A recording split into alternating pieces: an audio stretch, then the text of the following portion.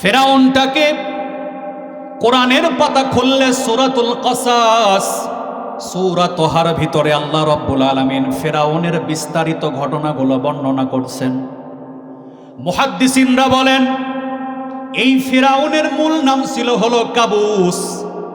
যুবক মানুষ কোনো কাজকাম করে খায় না, লম্পট, পরের সম্পদ ধর্ষণ করে খায়, নারী ধর্ষণ করে, একজনের গাছের ফল দেখলেই পেরে খায়, মানুষ দেখলেই তার উপরে অত্যাচার করে ফেলে।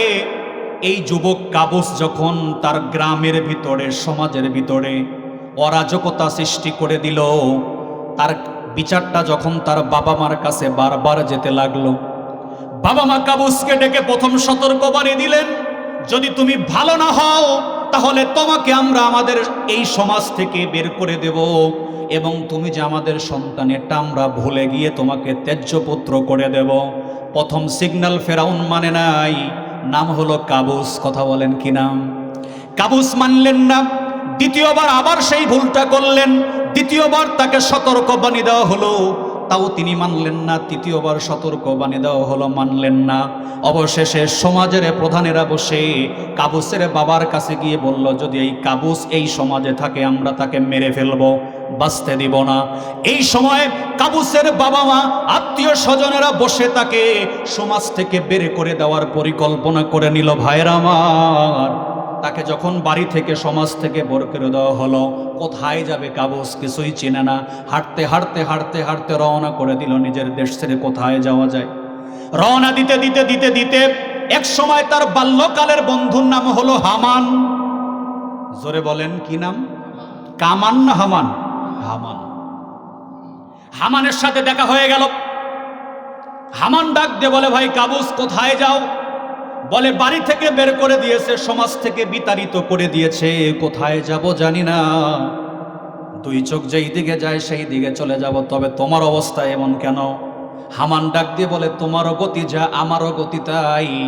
আমার বাবা মাও আমাকে বাড়ি থেকে, সমাজ থেকে বের করে দিয়েছে। দুইজনের গতি যখন একই, হাতে হাত মিলাও, চলো দেখি কোথায় যাওয়া যায়। কয়জন বন্ধু? নাম কাবুস আর হামান, দুইজনই লম্পট। দুইজনই রওনা করলেন। হাঁটতে হাঁটতে হাঁটতে হাঁটতে ক্ষুধার্ত হয়ে গেলেন, পিপাসিত হয়ে গেলেন। খাবার কোথায় পাবেন, পানিকে দিবে কোথায় যখন পাওয়া যায় না, দুইজন হাঁটতে হাঁটতে যখন বিলের ভিতর দিয়ে রওনা করলেন, হামান ডাক দিয়ে বলে, ভাই কাবুস, ওই যে তাকায় দেখো, কয়েকজন ব্যক্তি মনে হয় একটা জমির ভিতরে তরমুজের আবাদ করতেছে। কিসের আবাদ? তরমুজের আবাদ করে। তরমুজ তো এমন একটা ফল যেটা খাইলে পারে পিপাসাও মিটে যাবে, ক্ষুধাও মিটে যাবে। চলো যাই, আমরা মালিকের কাছে গিয়ে বলি আমাদেরকে একটা তরমুজ দিলেই হয়ে যাবে। কাবুস আর হামান দুইজন মিলে মালিকের কাছে গিয়ে সালাম জানায়। জানায়া বলে, ভাই আমরা ক্ষুধার্ত, পিপাসিত, আপনি যদি আমাদেরকে একটা তরমুজ দেন তাহলে আমরা বেশ উপকৃত হয়ে যাই। জমির মালিক ডাক দিয়ে বলে, রে যুবক, দুইজনকে তুই দেখে মনে হয় টকবুকে যুবক শক্তি আছে, বেটা ভিক্ষা করে কেন খাস? বিনিময় গ্রহণ করে খাও। আমি কিছু তরমুজ তুলে দিচ্ছি, ঝাঁকায় করে নিয়ে যাও, বাজারে বিক্রি করো। এই বিক্রি করার বিনিময়ে তোমাদেরকে একটা দুইটা নয়, দুইজনকেই ছেড়ে দেওয়া হবে। যতটুকু তরমুজ ইচ্ছা খাও, আবার নিয়ে যাও। দুইজন যদি বাজারে যাও, তরমুজ নিয়ে পালায়ে গেলে ধরার কোনো কায়দা নাই। একজন আমানত থাকো, আরেকজন যাও। কাবুস ডাক দিয়া বলে, হামান তুই থাক, আমি যাই। কাবুসকে মালিকের কাছে আমানত রেখে ঝাঁকার ভিতরে করে তরমুজ নিয়ে যখন কাবুস, ফেরাউন নামক কাবুস বাজারে যায়, তরমুজ বিক্রি করে ফিরে আসে। জমির মালিক তাদেরকে দুইটা তরমুজ খাইতে দেয়। দুইজন পরিপূর্ণ খাওয়ার পরে মালিক তাদেরকে অফার করে, তোমরা আমার বাড়িতেই কাজ করো, আমার জমিতেই কাজ করো, তোমাদের অন্য কোনো কোথাও যাওয়ার দরকার নাই। কাবুস ডাক দিয়ে বলেন, না, আমি কোনো মানুষের গোলামি পছন্দ করি না, আমাদেরই ক্ষুধা লেগেছিল, ক্ষুধা মিটে গেছে, বাস এতটুকুই যথেষ্ট। মালিকের কাছ থেকে তারা বিদায় নিয়ে চলে গেলেন। কোথায় যাওয়া যায়, যাওয়া যায়, যাওয়া যায়, হাঁটতে হাঁটতে দেখলেন মিশরের ভিতরে একটা কবরস্থান দেখা যায়। এই কবরস্থানে যদি আমরা প্রহরী হয়ে যাই তাহলে দুইজনের একটা চাকরির ব্যবস্থা হয়ে যাবে। সরকারি ডিপার্টমেন্টের চাকরি, কোনো চিন্তা থাকবে না, ভয় থাকবে না। আমার ভাইয়েরা, কাবুস আর হামান চলে গেলেন গোরস্থানের কাছে। অনেক বড় কেন্দ্রীয় কবরস্থান। সেই কবরস্থানের পাশে গিয়ে দুইজন বসে বসে চিন্তা করে, যদি এই গোরস্থানটা পাহারা দেওয়া যায় আমাদের টাকা হয়ে যাবে। দুইজন মিলে বাদশার দরবারে হাজিরা দিলেন। ডাক দিয়ে বললেন, বাদশা নামদার, আমরা যুবক মানুষ, আমাদের বাড়ি থেকে সমাজ থেকে বিতাড়িত করে দেওয়া হয়েছে, আমাদের কোনো কাজকাম নাই, কোথায় যাব, কি খাবো, কি পরবো, এটার কোনো সন্ধান নাই। আপনি যদি আমাদের রাষ্ট্রীয় একটা কাজ দেন আমরা পরিপূর্ণতা ভাবে করতে পারবো, আমাদের একটা কাজ দেন। সরকার ডাক দিয়ে বলে, কি কাজ তোমরা চাও? হামান আর কাবুস ডাক দিয়ে বলে, ওই যে কেন্দ্রীয় কবরস্থান দেখা যায়, ওখানে কোনো পাহারাদার নাই, কখন এসে কে লাশটা চুরি করে নিয়ে যাবে, শিয়াল শ্রীগাল এসে লাশটা উঠায়া খেয়ে ফেলতে পারে। আমাদেরকে ওই কবরস্থানের দায়িত্ব দেন, আমরা সুচারুরূপে দায়িত্ব পালন করব। আর ওইখান থেকে লাশ দাফন করার বিনিময়ে আমি একটা নির্ধারিত ভাতা করে দেব। লাশ দাফন করলে এত টাকা, এত টাকা, ওই টাকাগুলো আমি আপনার তহবিলে জমা করে আগামী 1 বছরের ভিতরে আপনার দেশটাকে উন্নত পর্যায়ে নিয়ে যেতে চাই। বাদশা বলে যে ব্যাপারটা তো ভালোই লাগে, খারাপ কি? যদি একটা ইনকাম সোর্স হয়, ওদেরও একটা কর্ম হলো, আমার তহবিলেও কিছু টাকা জমা। দায়িত্ব পেয়ে গেল কাবুস আর হামান। হামানকে দেয় লিস্টের দায়িত্ব, কাবুসের দায়িত্ব মেন গেটের দারোয়ান। আল্লাহ তাআলা যখন কাউকে দেয় তখন নাকি ঢেলেই দেয়। ফেরাউন নতুন নিয়ম করে দিল, একটা লাশ দাফন করলে 100 দেলমোহর দেওয়া লাগবে, 100টা মোহর। আল্লাহ তাআলা ওই রাজ্যের ভিতরে এমন রোগ দিয়ে দিলেন, কলেরা। কলেরা আগেও দেশে ছিল না, অনেক আগে যুদ্ধের পরে কলেরা হইলে গ্রাম সাফ, এক রাত্রে এরকম হয়েছে না? কলেরা ঢুকে গেল মিশর রাজ্যের ভিতরে। রাতারাতি শত শত মানুষ মরা শুরু হয়ে গেল।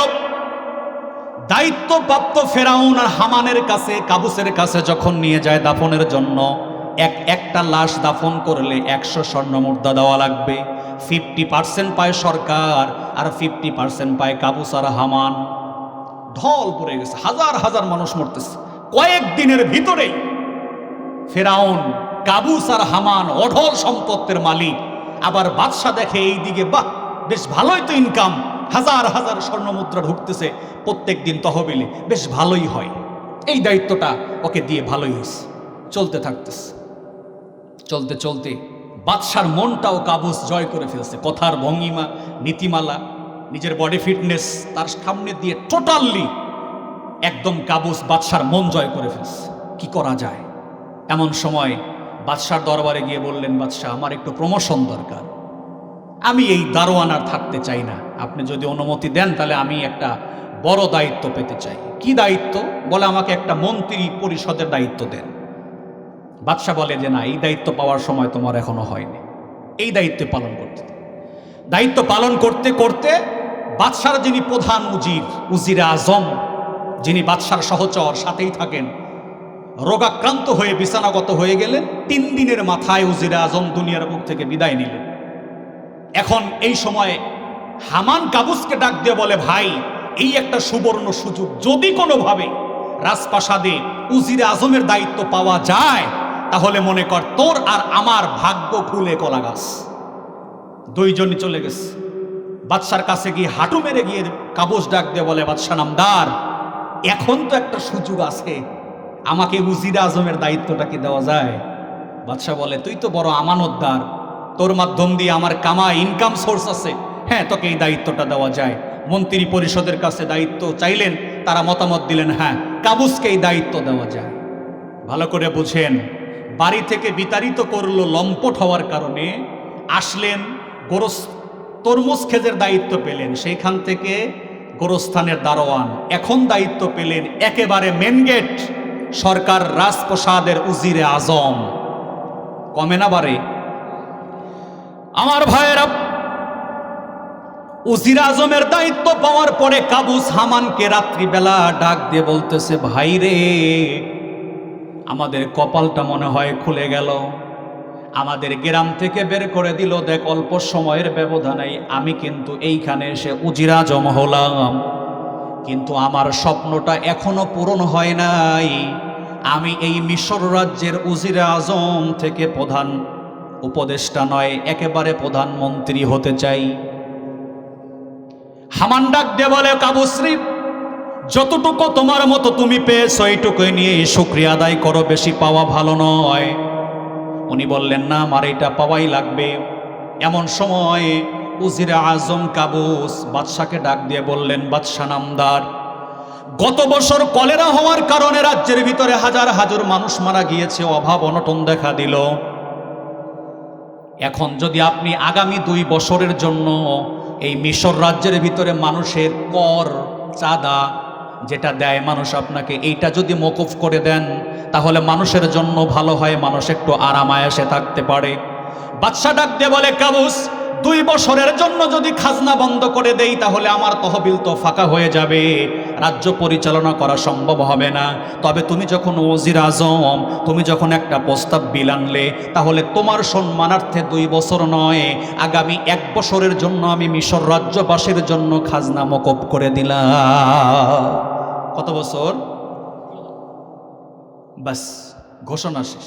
ফেরাউন কাবুস ঢোল তবলা নিয়ে বের হয়ে বসে, হাজার হাজার মানুষকে একত্রিত করা হলো, ডাক দিয়ে বলা হলো, তোমাদের অভাবের কথা, অনটনের কথা চিন্তা করে বাদশা নামদার তোমাদের আগামী 1 বছরের জন্য খাজনা মকুফ করে দিয়েছে, আর আমি কাবুসের তরফ থেকে তোমাদের জন্য আরো 1 বছরের খাজনা মকুফ করা হলো।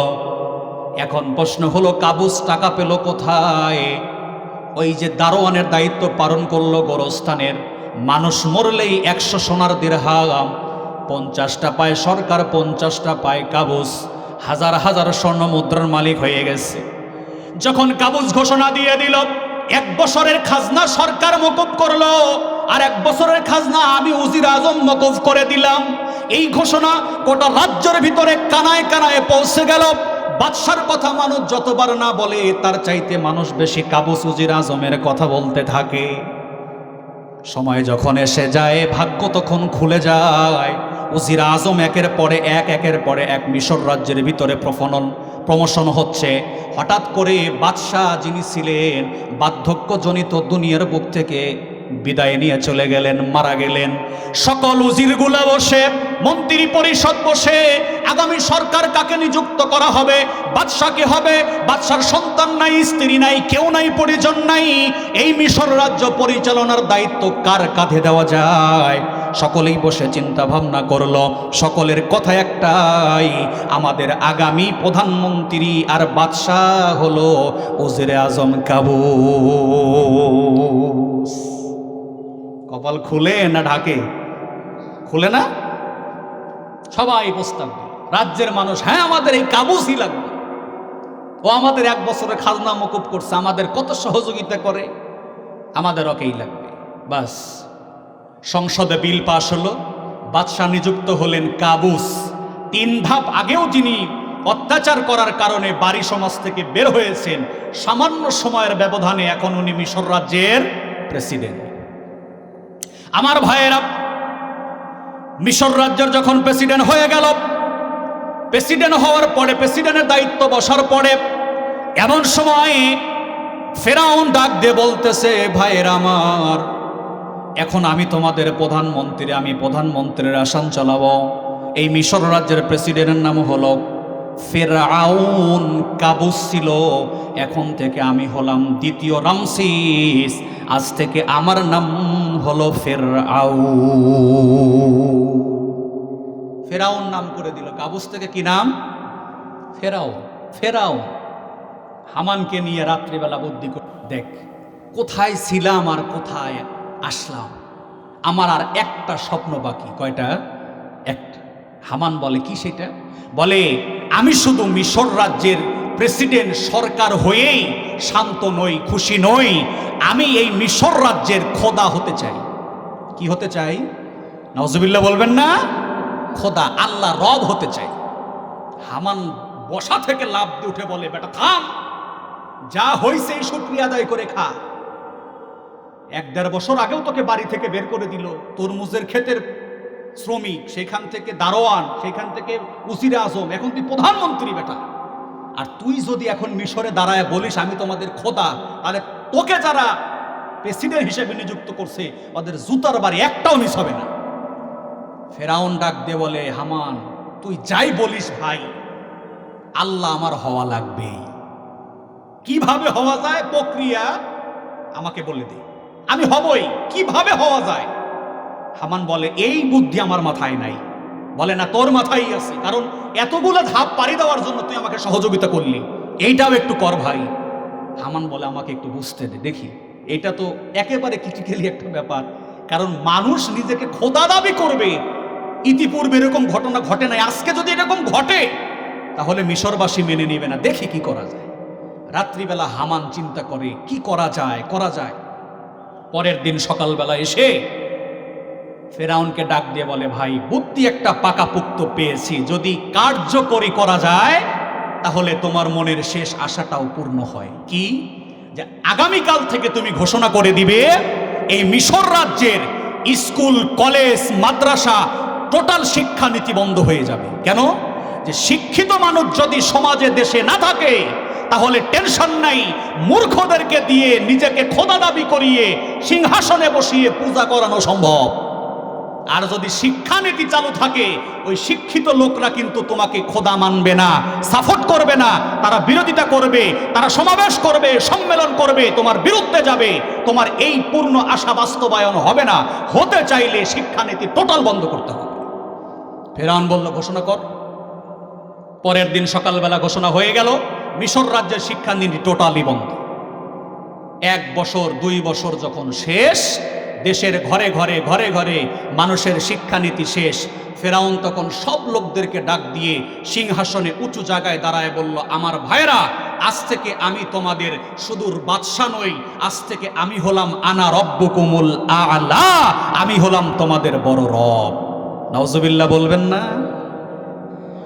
আমার ভাইরা, ফেরাউন যখন এই ঘোষণা করে দিল, আজ থেকে মিশরের সবচাইতে বড় পূজা চলবে আমার, আমি হলাম সিংহাসনের মালিক, আমি হলাম তোমাদের রব, যা লাগবে তাই দেব, যত অভাব আছে আমি দূর করে দেব, অনটন দূর করে দিব, আমাকে সিংহাসনে বসায়া পূজা করা লাগবে। মিশরের হাজার লক্ষ লক্ষ মানুষগুলো ফেরাউনের দিকে তাকায় দেখে। ফেরাউন বলল, এই আইন যদি বাস্তবায়িত না হয়, এর বিরুদ্ধে যারা যাবে একটারও কিন্তু গর্দান থাকবে না, দুনিয়া থেকে বিদায় করে দিব। আমার ভাইয়েরা, মিশরের আনাচে কানাচে জায়গায় খবরও পৌঁছে গেল, সবাই মেনে নিল আমাদের আজ থেকে বড় রব যিনি, তার নাম হলো ফেরাউন।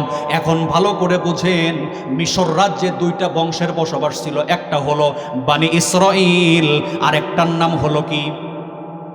একটা হলো বানি ইসরাইল। এই বানি ইসরাইলের বংশধর ছিল হযরত ইব্রাহিম আলাইহিস সালাতু ওয়াস সালামের বংশধর। ইব্রাহিম নবী থেকে, ইব্রাহিম আলাইহিস সালাতু ওয়াস সালামের বংশ থেকে ইয়াকুব আলাইহিস সালাতু ওয়াস সালামের সন্তানের নাম ইউসুফ আলাইহিস সালাতু ওয়াস সালাম, আর ইউসুফ আলাইহিস সালাতু ওয়াস সালামের সন্নিকটে নবীর নাম হযরতে মূসা আলাইহিস সালাতু ওয়াস সালাম। আমার ভাইয়েরা, এই মূসা নবী দুনিয়াতে আসেন নাই, ফেরাউন নিজেকে খোদা দাবি করলো, খোদা পরিপূর্ণ হয়ে গেল, বাস্তবায়ন হয়ে গেল। রাত্রিবেলা যখন ফেরাউন ঘুমায় আছে, ঘুমের ভিতরে ফেরাউন স্বপ্ন দেখে শাম দেশ থেকে একটা অগ্নিশিখা, উজ্জ্বল আলো, 2টা এসে বারবার মিশর রাজ্যের উপরে হামলা করতেছে। আর ওই আলোক ঋষি আলোর মাধ্যমে প্রজ্বলিতিতে, ওই আলোর পাওয়ারে মিশর রাজ্যগুলো বারবার ধ্বংস হয়ে যায়। ফেরাউন ঘুম ভেঙে যায়, আবার ঘুমায়, স্বপ্ন দেখে, আবার ঘুমায়, স্বপ্ন দেখে। সারা রাত্র ব্যাপী ফেরাউন এই স্বপ্নটাই দেখে গেল। আমি ঘুমায় যাই, শাম দেশ থেকে 2টা অগ্নিশিখা এসে আমার রাজ্যটাকে পুরে ছারখার করে দেয়। ঘুম নাই, ফজরও হয় না। ফেরাউন যখন সকাল হয়ে গেল, সংসদ ভবন বসায়া দিল। ওই দেশের যারা জ্যোতিষী ছিল যারা স্বপ্নের ব্যাখ্যাকার তাদেরকে ডাকা হলো, আর ডাকার পরে বলা হলো, বলো আমি এই স্বপ্নটা রাত্রিবেলা দেখলাম, আর ব্যাখ্যা আমি এই মুহূর্তে চাই, এখনই জানাইতে হবে। জ্যোতিষীরা এক জায়গায় বসে তাদের কাঠিটা যেটা দিয়ে তারা স্বপ্নের ব্যাখ্যা করে, বসে বসে কর গুনে গুনে গুনে গুনে ফেরাউনকে তারা জানায় দিল, বাদশা নামদার, আজ থেকে 3 দিনের ভিতরে এই বনি ইসরাইলের ভিতরে একটা সন্তান জন্ম নিবে।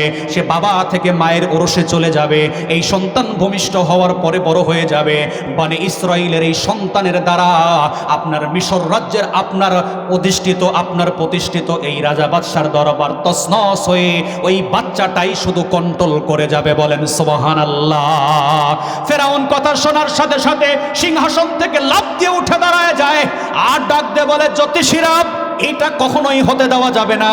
আজ থেকে এই রাজ্যের ভিতরে ঘোষণা করে দাও, আজ থেকে 3 দিন 3 রাত পর্যন্ত কোনো স্বামী স্ত্রী এক জায়গায় থাকতে পারবে না, কোনো ছেলে মেয়ে এক জায়গায় থাকতে পারবে না, বালেক বালেগা থাকতে পারবে না, বিছানা ভিন্ন, বাড়ি ভিন্ন, জায়গা ভিন্ন করে দাও। প্রত্যেকটা বাটির কেড়ে গেটে গেটে গেটে গেটে ফেরাউন তার প্রহরী সেট করে দিল, কোনোভাবেই যেন স্বামী স্ত্রী এক জায়গায় ঘুমাইতে না পারে।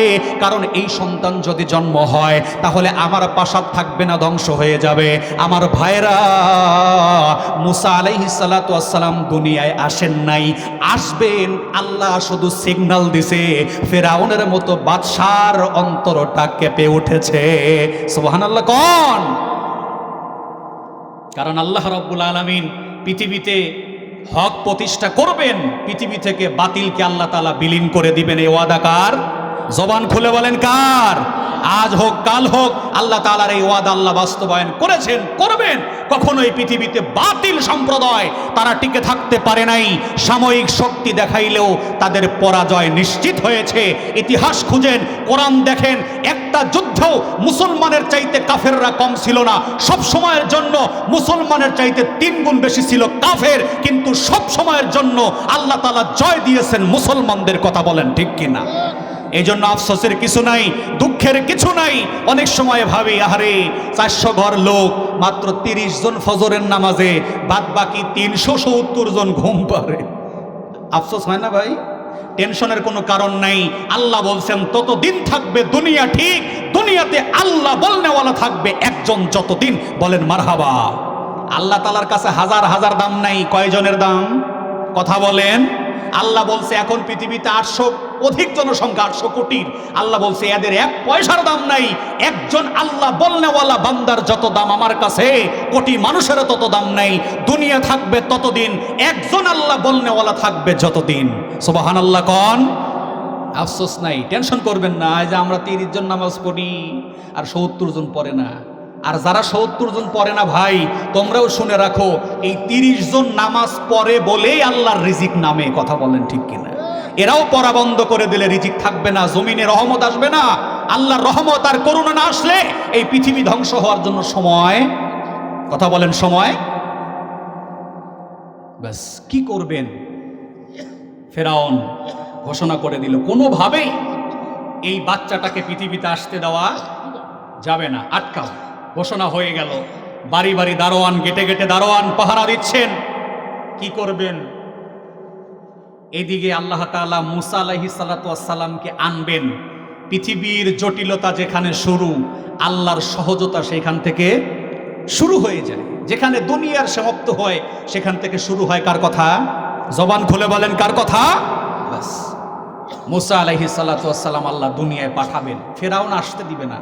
আল্লাহ তাআলা জিব্রাইলকে বলে, একটু ধৈর্য ধরো, আমি এমনভাবে মুসা আলাইহিস সালাতু ওয়াস সালামকে দুনিয়াতে আনবো, তার রাজপ্রাসাদ থেকেই আনবো, তার রাজপ্রাসাদেই বড় করব, তার রাজপ্রাসাদ তাকে দিয়েই ধ্বংস করবো। সুবহানাল্লাহ।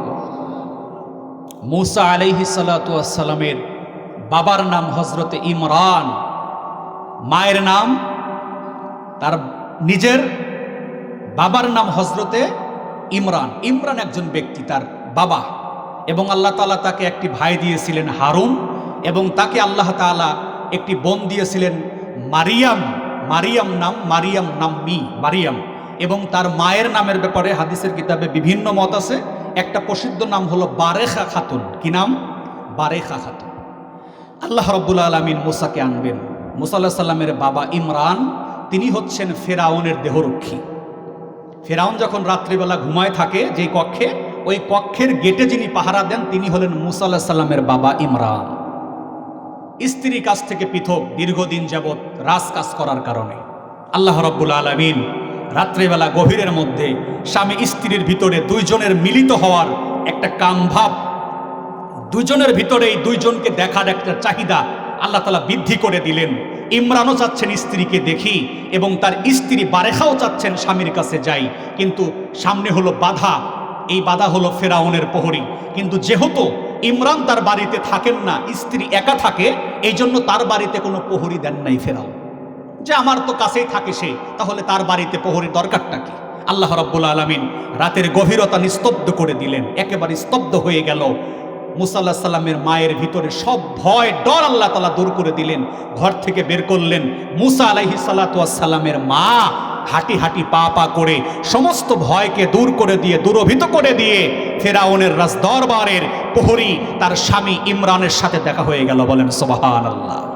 ফেরাউন গভীর ঘুমে আচ্ছন্ন ঘুম পাড়তেছে যে আমি তো প্রহরী দিয়েই রাখছি, তাহলে এই বাচ্চা আসার কোনো সম্ভাবনা নাই। প্রহরীরা পাহারা দিচ্ছে, এদিকে আল্লাহ তাআলা সবকিছু সহজ করে দিলেন।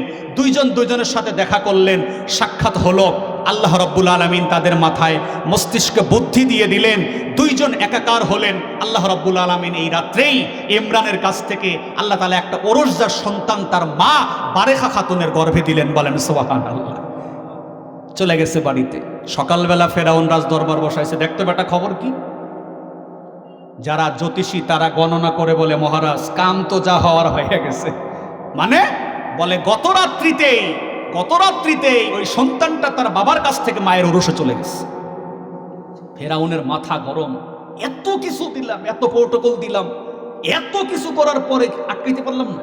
যা, আজ থেকে আগামী 1 বৎসরে এই মিশর রাজ্যে যত পুরুষ সন্তান জন্ম নিবে প্রত্যেকটা সন্তানকেই হত্যা করতে হবে। নারী সন্তান বেঁচে থাকবে, পুরুষ সন্তান বাঁচার কোনো সুযোগ নাই। এখন আগে যারা গর্ভবতী ছিল এই ঘটনার আগে, এখন কারো ছেলে হয় কারো মেয়ে হয়, একের পরে এক ফেরাউন হত্যা শুরু করলেন, একের পরে এক ফেরাউন হত্যা শুরু করলেন। করতে করতে কিতাব বলছে 80 থেকে 86 হাজার সন্তানকে ফেরাউন, একেবারে নব্য ফেরাউন।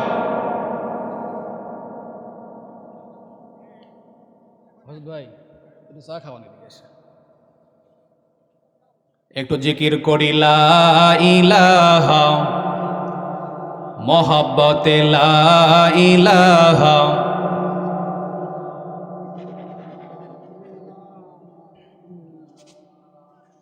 লা ইলাহা ইল্লাল্লাহ, লা ইলাহা।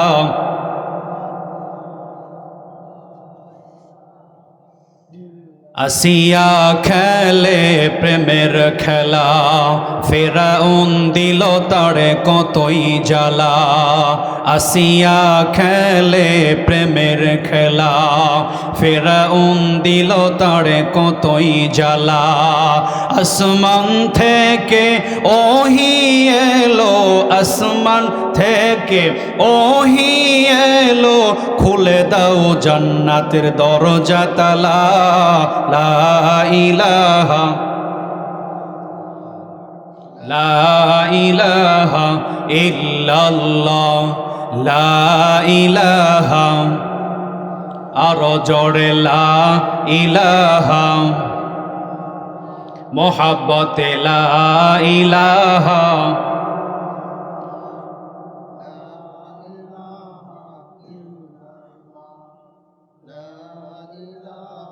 লা ইলাহা ইল্লাল্লাহু মুহাম্মাদুর রাসূলুল্লাহ সাল্লাল্লাহু। এই সন্তানগুলো হত্যা করার কারণে আল্লাহ রাব্বুল আলামিন মিশর রাজ্যে একটা গজব দিলেন। এখান থেকে পানি নিয়ে মানুষ নিজে খাইতো, গরু বাছুরকে খাওয়াইতো। আল্লাহ তাআলা সেই নীল নদটা শুকাইয়া দিলেন, কারণ যেই বাচ্চাদেরকে হত্যা করা হচ্ছে এদের বিন্দু পরিমাণও কোনো দোষ, কথা বলেন, দোষ নাই। আল্লাহ তাআলা এই গজবটা দিলেন। মিশরের সকল লোক এসে ফেরাউনের কাছে আবদার জানালো, হে আমাদের রব, আমাদের খোদা, আপনি যদি আমাদের রব হন তাহলে আমাদের নীল নদে পানির দরকার, পানি ছাড়া আমরা চলতে পারি না। আগামী 3 দিনের মধ্যে যদি নীল নদ পানি দিয়ে ভরে না যায় তাহলে আমরা আপনাকে খোদা মানতে যেই খোদা আমরা মেনে নিয়েছি আপনাকে আবার খোদা থেকে বহিষ্কার করে দিয়ে জুতা পেটা করব। ফেরাউন রাত্রিবেলা শুয়ে চিন্তা করে, নীল নদে পানি আমি দেব কেমনে, এটা তো আমার ক্ষমতার বাহিরে। বাস পরের দিন সন্ধ্যাবেলায় প্রহরী নিয়া ঘোড়া নিয়া ফেরাউন রওনা করলেন। দৌড়াইতে লাগলেন, দৌড়াইতে দৌড়াইতে পাহাড়ের পাদদেশ, লোকজন নাই, লোকশূন্য এলাকায় 1 কিলোমিটার দূরে প্রহরীদেরকে ঘোড়াদেরকে রেখে ফেরাউন একাই রওনা করলেন। পাহাড়ের পাদদেশ, নিস্তব্ধ জায়গা, লোকালয় নাই, লোক নেই, একেবারে নিরিবিলি জায়গায় যায় ফেরাউন 2 রাকাত সালাতুল হাজতের নামাজ পড়ে কপালটা সেজদায় লাগাই দিয়ে বলতেছে, ওই আরশের মালিক আল্লাহ। সুবহানাল্লাহ। কোন বিপদে পড়লেও ডাকা লাগে কারে? কারণ পৃথিবীর সবাই জানে যে আমরা যে যাই বলি একমাত্র মালিক যিনি, তিনকে জোরে বলেন আমার ভাইয়েরাও। ফেরাউন তার কপালটা লাগাই দিয়া আল্লাহ তাআলাকে ডাক দে, বলে আরশের মালিক, আমি তো জানি আপনি দুনিয়ার মালিক, আখেরাতেরও মালিক, কিন্তু আল্লাহ আমি শুধু এই দুনিয়ার ক্ষমতাটা চাই। ও মালিক, ওই নীল নদটা আপনি একটু পানি দিয়ে ভরে দেন না। ওই নীল নদটা আমার ভরা দরকার, পানি দরকার, না হলে আমার খোদাগিরি টিকবে না। ও আল্লাহ তাআলা, আখেরাতের ময়দানে আপনি আমারে জাহান্নাম দিন, আমার কোনো আপত্তি নাই। আখেরাতের ময়দানে আমারে যত বড় শাস্তি দিবেন আমার কোনো বাধা নাই, কিন্তু এই দুনিয়ার বাদশাহী দরকার আমার, খোদাই দরকার আমার। এখন যদি নীলনদটা পানি দিয়ে ভরে না যায় তাহলে আমার খোদাগিরি টিকবে না, আমারে পানি দেন। ফেরাউন যখন এইভাবে আল্লাহর কাছে আরজি জানায়, হঠাৎ করে ফেরাউনের কর্ণকহনে একটা আওয়াজ চলে যায়। কে যেন ফেরাউনকে ডাকতেছে, ফেরাউন একটু মাথা তোলো, তোমার সাথে কথা আছে। ফেরাউন তাও তুলতে চায় না। অবশেষে যখন ফেরাউনের কর্ণকহরে আওয়াজ আসলো, ফেরাউন তাকায়া দেখো, নীলনদটা আমি আল্লাহ পানি দিয়ে ভরে দিয়েছি। ফেরাউন মাথা তুলে দেখে নীলনদ কানায় কানায় ভর্তি পানি দিয়ে। খুশি হয়েছে। কে ডাকে? এদিকে আয় বেটা। দেখে যে গুহার সামনে একজন দাঁড়ায় আছে। এইদিকে গুহার সামনে দাঁড়ায় থাকা পথিক ডাক দে, বলে ফেরাউন, তুমি তো তোমার মালিকের কাছে পানি চাইলে, তোমার মালিক দেখো তোমারে পানি দিয়ে দিল, কিন্তু তোমার কাছে আমার একটা প্রশ্ন, সেই প্রশ্নের উত্তরটা তুমি আমারে দিবা কিনা বলো। ফেরাউন বলে, হ্যাঁ দিব, কারণ আমার যে মনের ব্যথা ছিল সেটা দূর হয়ে গেছে। আমার খোদাগিরি টিকানোর জন্য পানি দরকার, পানি তো আমার রব দিয়ে দিল, আমার আপত্তি নাই, বলো। আগন্তুক ডাক দিয়ে বলে, ফেরাউন রে, এই পৃথিবীতে একজন মালিক আছে, কিন্তু তার মালিকের গোলামকে মালিক খাবার দেয়, সেই মালিক তার গোলামকে পোশাক দেয়, পরিচ্ছদ দেয়, থাকার জায়গা দেয়, টাকা দেয়, পয়সা দেয়, কিন্তু ওই মালিকের যেই গোলাম সে মালিকের হুকুম মেনে চলে না, মালিককে অমান্য করে চলে। মালিকের হুকুম যখন আসে তখন অ্যাভয়েড করে চলে। এখন বলো, ওই মালিকের গোলামটাকে কি করা দরকার? যেই মালিক তার গোলাম রে সবই দেয়, কিন্তু গোলাম তার মালিকের কৃতজ্ঞতা প্রকাশ করে না। ফেরাউন সাথে সাথে রাগান্বিত হয়ে বলল, এইরকম গোলাম যদি দুনিয়ায় থাকে, ওই গোলামের এই দুনিয়ার বাঁচার কোনো অধিকার নাই। ওই গোলামের উচিত হলো নীল নদে ডুবে মরা। কোথায়? এই নীল নদে ডুবে মরা। বেটা তোর মালিক তোর এত কিছু দেয়, আর তুই সে মালিকের গোলামি করিস না, আনুগত্য করিস না, ওই বেটার দুনিয়া বাঁচার অধিকারই নেই, নীল নদে ডুবায় মারা দেয়। আগন্তুক ডাকতে বলে, ফেরাউন তুমি কি এই কথার পক্ষে একমত? বলে, একমত মানে 3 মত। আর বাঁচার অধিকারই নাই। বলে, তাহলে লিখে দাও। বলে, কলম দাও, আমি লিখে দিতেছি। বলে, না, কলমে না, আমার হাতে লিখে দাও, যে কোনো গোলাম যদি তার মালিকের হুকুম না মানে, মালিক তার সব দেয় কিন্তু সে মালিককে মানে না, এই গোলামের এই নীল নদে ডুবে মরা দরকার, এটা লিখে দাও। ফেরাউন লিখে দিছে। যার হাতে, ফেরাউন তো তারা চিনে না, তিনি হলেন ফেরেশতা জিবরাইল আলাইহিস সালাতু ওয়াস সালাম। জিবরাইল বিদায় হয়ে গেছে। ফেরাউন যখন নীল নদ ওই পাহাড়ের গুহা থেকে বের হয়, তখন একটা গায়েবী আওয়াজ ফেরাউন শুনতে পায়। কে যেন ডাক দিয়ে বলতেছে, ফেরাউন রে, আজ থেকে এই নীল নদ আমি আল্লাহ তোমার আন্ডারে দিয়ে দিলাম। তুমি যখন চাবে নীল নদ পানি দিয়ে ভরে যাবে, আবার যখন চাবে না তখন নীল নদ শুকায়া যাবে, কারণ তুমি বলেছো আমি দুনিয়ার বাদশাহী চাই, আখেরাত আমার দরকার না। ফেরাউন বাড়ি চলে আসলো। নীল নদ কানায় কানায় এলো, মুসা আলাইহিস সালামকে আসতে দিবেন না, বাচ্চা হত্যা শুরু হয়ে গেল। মুসা আলাইহিস সালাম মায়ের পেটে বড় হন, কিন্তু আল্লাহর কারিশমা বোঝা যায় না। অন্য নারীরা পেটে বাচ্চা নিলে যেমন পেটটা উঁচু হয় বোঝা যায়, গর্ভবতী আমার আল্লাহ জিব্রাইলকে ডাক দিয়ে বলে, জিব্রাইল রে যা যা মুসা নবীর মায়ের পেটের উপরে হাত বোলাইয়া দে। মুসা নবী যেই দিন দুনিয়ায় আসবে সেই দিন পর্যন্ত তার প্রতিবেশীও যেন বুঝতে না পারে এই নারী গর্ভবতী। লিল্লাহে তাকবীর, নারায়ে তাকবীর। ওমা কারু ওমা কারাল্লাহু আল্লাহু খায়রুল মাকিরিন। আল্লাহ রাব্বুল আলামিনের যেই জ্ঞান প্রজ্ঞা, এটা পৃথিবীর কোন মানুষের ধারণা করাও সম্ভব নয়। মুসা আলাইহিস সালাম মায়ের পেটে বড় হতে লাগলেন, কিন্তু বোঝা যায় না, কেউ বুঝে না, কেউ জানে না। এমনকি মুসা নবীর বাবা ইমরান পর্যন্ত টের পায় না পেটে বাচ্চা আছে। বাচ্চা ভূমিষ্ঠ হয়ে গেল, এখন এই বাচ্চাটাকে কি করবেন, কিভাবে, কোথায় লুকাবেন? ফিরাউনের লোকজন যদি জানতে পারে তাহলে জীবিতই হত্যা করে ফেলবে। মুসার মা চিন্তায় পড়ে গেলেন। বারেখা খাতুন, আল্লাহ রাব্বুল আলামিন গায়েব থেকে আওয়াজ দিয়ে বললেন, বারেখা রে, চিন্তা নাই, চিন্তা নাই। এত প্রতিকূলের মধ্যে দিয়ে যখন আমি মুসারে দুনিয়ায় আনলাম, এই মুসারে হেফাজত করার দায়িত্ব আমার, আর ওই মুসারে আমি ফিরাউনের রাজপ্রাসাদেই বড় করে দেব। টেনশন নাই, বাড়ি থেকে বের হও। দেখো তোমার দরজায় একজন দাঁড়ায় আছে, কাঠ মিস্ত্রিকে বাড়ির মধ্যে আনো, তাকে কিছু কাঠ দাও, লোহা দাও, হাতুড়ি দাও, সে তোমাকে একটা বাক্স বানায়া দিবে। ওই বাক্সর ভিতরে তোমার সন্তানকে ভরে দিয়া এই নীল নদের ভিতরে ভাসায়া দাও। টেনশন নাই রে বারেখা, আমি মুসারে হেফাজতের দায়িত্ব নিলাম। মুসা নবীর মা বাইরে বাড়াই দেখে যে বাস একটা বৃদ্ধ মানুষ, চুলদারি পাকা দাঁড়ায় আছে, সালাম দিছে, আসেন ভিতরে আসেন, বানায় দিছে। সুন্দর করে একটা কাঠের বাক্স বানায়া দিছে। এই বাক্স যখন বানায়া মুসা আলাইহিস সালামের মা বারেখা আর তার বোন মারিয়াম দুইজন মিলে যখন সেটার ভিতরে বাচ্চাটা তুলতেছেন, এই সময় একটা প্রতিবেশী মহিলা ওটা দেখছে। তখন মুসা আলাইহিস সালামের মা গিয়ে বলতেছে, বোন তুমি এই কথাটা ফেরাউনরে জানাইও না, কাউকেই বলিও না। কিন্তু মহিলা মানুষ তো, এটা পেটের ভিতরে কথা হজম। আপনারা বলছেন ভাই, আমি কিন্তু বলি নাই। মা বোনেরা শুনতেছে, আবার বলবে হুজুর আমাদের খায় আবার আমাদেরই বদনাম করে নাকি? আপনারাই বলছেন, মা বোনের একটু আগান, আরেকটু আগান, মা বোনের আর একটু সামনে আগায় বসেন। কারণ মা বোনদের পেটে কথা একটু হজম কম হয় না বেশি হয়? কম হয়। কারণ বদ হজম হলে আপনি কি খাবার খেয়েছেন এটা পাশের জন বসতে পারে, ঢেকুর যখন ওঠে যে গরুর গোস্ত না মুরগির গোস্ত। এটা মা বোনদের একটা বৈশিষ্ট্য, কারণ তারা অনেক কিছুই গোপন রাখতে পারে না, না বলা পর্যন্ত তাদের একটা শান্তি নাই। তবে সব নারী নয়, সব নারী নয়, কারণ পৃথিবীর নারী সম্প্রদায়, আল্লাহ রাসূল সাল্লাল্লাহু আলাইহি ওয়াসাল্লাম বলছেন, এই পৃথিবীতে পুরুষের পায়ের তলায় হলো স্যান্ডেল আর নারীদের পায়ের তলায় হলো জান্নাত। জোরে বলেন সুবহানাল্লাহ।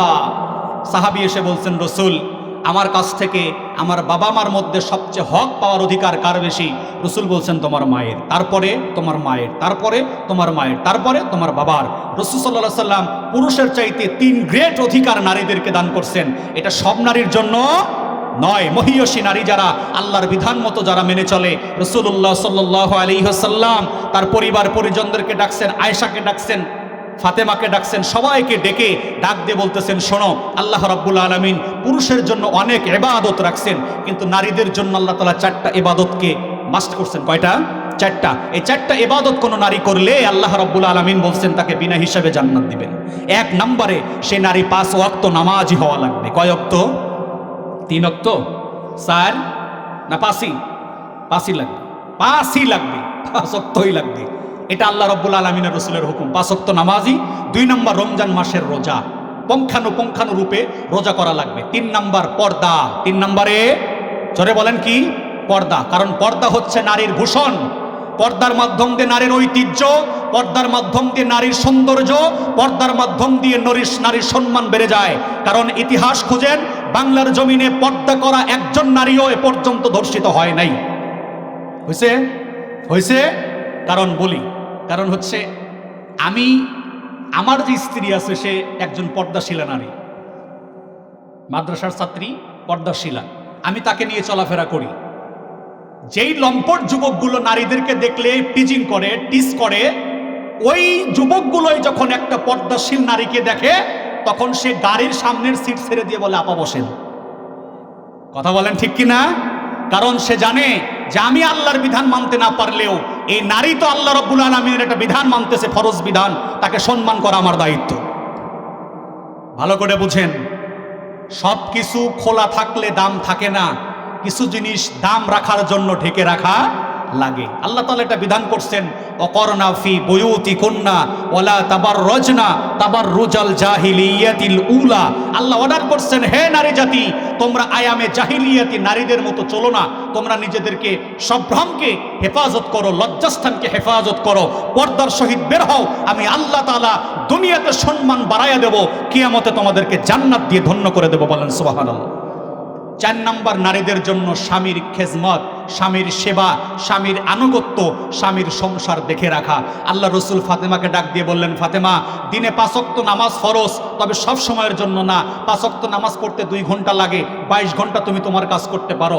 রমজান মাসের রোজা সারা বছর নয়, বছরে 1 মাস, 11 মাস তুমি ফ্রি। তবে মনে রাখো ফাতেমা, তোমার জন্য 2টা ইবাদত 24 ঘন্টার জন্যই ফরজ, একটা হলো পর্দা আর একটা হলো স্বামীর হুকুম আনুগত্য করা। স্বামী বাড়িতে নাই, স্বামীর পরিবার আছে, স্বামীর সংসার আছে, স্বামীর সন্তান আছে, স্বামীর সম্পদ আছে, এগুলো হেফাজত করতে হবে।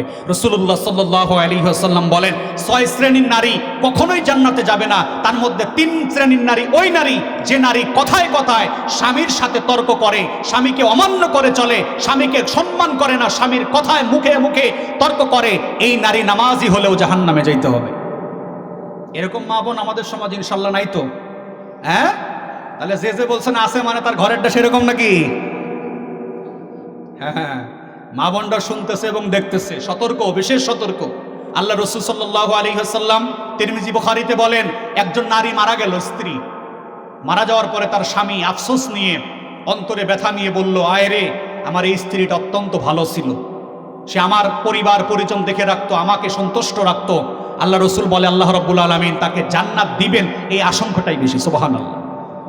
এবং কোন স্বামী মারা গেল, তার স্ত্রী বলল যে আমার স্বামীটা ভালো ছিল, যোগ্য ছিল, সে আমার কেয়ার করত, সংসার দেখাশোনা ভালো করত। আল্লাহ রসুল বলে, আল্লাহ তাআলা স্বামীর মৃত্যুর পরে স্ত্রীর এই স্বীকারোক্তিতে আল্লাহ তাআলা তাকে জান্নাত দিবেন, এই ধারণাটাই বেশি। তাহলে জান্নাত পেতে হলেও স্বামী স্ত্রীকে ভালো বলুক, এরকম মা বোন দরকার আছে না নাই? জোরে বলেন, আছে না নাই? আল্লাহ রাসূল সাল্লাল্লাহু আলাইহি ওয়াসাল্লাম ফাতেমাতুজ জোহরাকে বললেন, ফাতেমা, আল্লাহ তাআলা তোমাকে জান্নাত দিবেন না, শুধু আল্লাহ তাআলা তোমাকে জান্নাতের সর্দারিনী বানায়া দিবেন। তবে দুঃখের একটা খবর হলো, তুমি সবার আগে জান্নাতে প্রবেশ করতে পারবে না। আল্লাহর নবীর মেয়ে ফাতেমা ডাক দিয়ে বললেন, ইয়া রাসূলুল্লাহ, ইয়া হাবিবাল্লাহ, আল্লাহ যদি আমারে জান্নাত দেয়, জান্নাতের সর্দারও বানায়া দেয়, তাহলে আল্লাহ তাআলা আমাকে কেন জান্নাতে আগে দিবেন না? কাকে দিবেন? আমি সেই পরিচয়টা জানতে চাই। আল্লাহ রাসূল ডাক দিয়ে বললেন, ফাতেমা রে, আল্লাহ রাব্বুল আলামিন কিয়ামতের ময়দানে তোমার আগেও যেই নারীটাকে জান্নাত দিয়ে উদ্বোধন করে জান্নাতটাকে ধন্য করে দিবেন, তিনি কোনো নবীর মেয়ে না, কোনো নবীর স্ত্রী না, কোনো নবীর মা না, তিনি কোনো সম্ভ্রান্ত পরিবারের না, তিনি হলেন আমার জামানায় বেঁচে থাকা একটা কাঠুরিয়ার স্ত্রী।